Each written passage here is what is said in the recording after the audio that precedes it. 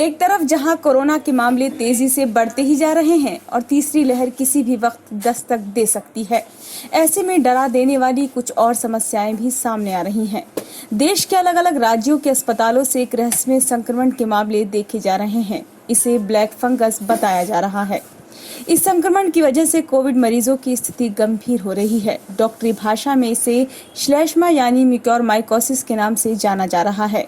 अब तक भारत में 200 के करीब इस ब्लैक फंगस के मामले सामने आ गए हैं। ब्लैक फंगस हवा में ही मौजूद होता है और सांस के जरिए अंदर प्रवेश करता है। इसकी वजह से साइनस कैविटी, लंग्स कैविटी और चेस्ट कैविटी की समस्या होनी शुरू हो जाती है। लेकिन जानकार बताते हैं कि ऐसा तब होता है जब एक मरीज पूरी तरह से रिकवर होने के लिए दवाइयों पर ही निर्भर हो जाता है। ऐसे में ये उन लोगों के लिए अधिक खतरनाक हो सकता है जो पहले से ही मधुमेह या किसी अन्य बीमारी से पीड़ित हैं। ये जबड़े और आंखों पर सबसे ज्यादा असर दिखाता है। ब्लैक फंगस पर हमने बात की डॉक्टर रमन गौतम से। आइए जानते हैं उन्होंने क्या कुछ कहा। जो पहले कभी ये देखने में आता है, ये बहुत रेयर बीमारी है। रेयर मतलब लाखों में एक हुआ तो हुआ। और वो किसको होता था पहले? जो कैंसर ट्रीटमेंट पे हैं, जो रीनल ट्रांसप्लांट या लिवर ट्रांसप्लांट, जिनकी इम्यूनिटी दबाई जाती है कि वो जो ऑर्गन है बॉडी में आए, या HIV केसेस हैं बहुत ही ज़्यादा बढ़ा हुआ है, उनको देखने में आता था। ये अपॉर्चुनिस्ट बीमारी है, मतलब हमारा सिस्टम कमज़ोर हो तो हम पे हावी हो, ये बीमारी है। तो ये इस बार इसीलिए देखने में मिली क्योंकि कोविड का स्ट्रेन इस बार थोड़ा अलग था।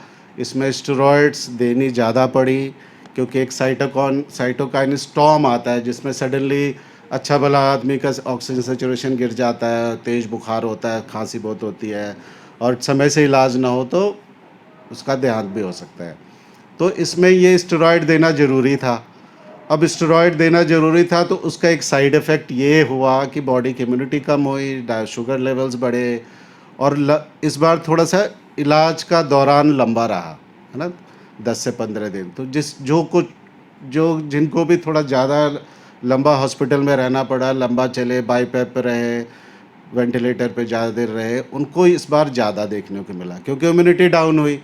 तो इस बार ये इतनी मात्रा में देखने को मिल रहा है कि हर तरफ हो गया, काम करने की कोशिश हो रही है। तो ये ऑब्वियसली कोरोना में इस बार ज़्यादा देखने को मिल रहा है। क्या इसका असर ऐसे भी पड़ रहा है कि अब जो कोरोना महामारी के बीच ऑक्सीजन सिलेंडर हॉस्पिटल्स में आए हैं उन्हें अच्छे से रिफिलिंग नहीं की गई, कुछ कीटाणु या कुछ ऐसे रह गए हों कि इस वजह से ये ब्लैक फंगस बढ़ रहा हो? क्या कुछ ऐसा भी हो सकता है?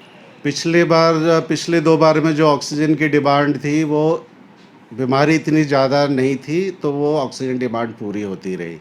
इस बार क्या हुआ कि ये जो वायरस है इसके बढ़ने की जो क्षमता थी बहुत ज़्यादा थी। 1 से 2, 2 से 4, 4 से 100, 500, 1000 ऐसे बढ़ा। इस कम्युनिकेशन बहुत ज़्यादा कम्युनिकेबल था, वो बहुत तेज़ी से फैला। उसका वजह ये हुआ कि हर चीज़ की जो डिमांड थी बहुत ज़्यादा हो गई। इतने मरीज हो गए विदिन हफ्ते 10 दिन में कि हॉस्पिटलों में बेड नहीं था, ऑक्सीजन चाहिए तो ऑक्सीजन नहीं था, दवाई चाहिए दवाई नहीं थी, इंजेक्टेबल बहुत सारी दवाइयाँ जो हमारी लगती हैं, इसमें ब्लड थिनर दिया जाता है वो इंजेक्शन ही बाज़ार में नहीं है। इवन एक लेवल आया कि क्रोसिन जो बुखार की दी जाती वो कम हो गई। तो ये इस बार का जो इफ़ेक्ट तो बहुत ज़्यादा था। फिर ऑक्सीजन डिमांड बढ़ी तो क्या हुआ कि जब कमी की वजह से गवर्नमेंट ने जो इंडस्ट्रीज़ में ऑक्सीजन यूज़ होती उसको पर्सनल हमारे मरीजों के इस्तेमाल के लिए डाइवर्ट किया। तो कहीं न कहीं कहते हैं कि वो एक वजह हो सकती है क्योंकि वो मशीनों में इस्तेमाल होती है और हमने अपने पे इस्तेमाल किया। तो इसमें कहीं बहुत ज़्यादा ऐसा प्रूव तो नहीं हुआ है, बट ये कहा जा सकता है कि उसमें उतनी साफ़ सफाई ना हो, उसमें से कुछ फंगस पहले से रहते हो तो वो हो सकता है। इसलिए भी कहा जा सकता है जैसे AC होता है, अगर उसको बहुत लंबे टाइम तक इस्तेमाल ना हो, अगर उसको सडनली आप बगैर सर्विस कराए चला दें तो उसमें कई तरह के फंगस होते हैं जिससे कि हमें जो घर के लोग होते हैं बीमारियां हो सकती हैं। तो एक वजह हो सकता है, कह सकते हैं। तो डॉक्टर, ब्लैक फंगस जब लोगों को कुछ ऐसे लक्षण जो आपने बताए दिखाई दें तो सबसे पहले लोगों को क्या करना चाहिए, ये बताइए आप। जैसे बताया, ये बीमारी घर में रह के इलाज करने वाली नहीं है। अगर कुछ भी ऐसे लक्षण लगे, कुछ भी डाउट हो और खास करके ये तो अब हो रहा है, पोस्ट कोविड टाइम में ज़्यादा देखने को मिल रहा है। अब हॉस्पिटल्स में बेड अवेलेबल है, डॉक्टर अवेलेबल है, नॉर्मल ओपीडी शुरू हो गई हैं। तो किसी को भी लगे कि भाई ऐसा मुझे ये बीमारी के कुछ लक्षण दिख रहे हैं, तो वो सिंपल सा एक ईएनटी डिपार्टमेंट होता है जिसमें आँख नाक कान के डॉक्टर बैठते हैं, उनको जाके एक बार दिखा लें। फिर वो आपकी जांच करके उसको बीमारी को समय से पकड़कर उसका सही इलाज कर दें। इसमें बिल्कुल देर ना करें, क्योंकि ये जैसे बताया ये फैल जाता है। तो क्योंकि नाक में होता है, अगर नीचे जाएगा तो तलवे के नीचे दिख जाता है, तो मुंह में काला काला पैचेस आ जाते हैं। नाक के बाहर आ जाए तो नाक के बेस पे काला काला सा दिखता है, स्किन ख़राब हो जाती है। आई के अंदर घुस गया तो आँख बाहर आने को होती है। ब्लरिंग मतलब धुंधला दिखता है, दो दो दिखने लगता है। और अगर ब्रेन में ये फंगस घुस जाए तो दौरे पड़ सकते हैं, है ना, हाथ पैर एक तरह के नाकाम हो सकते हैं।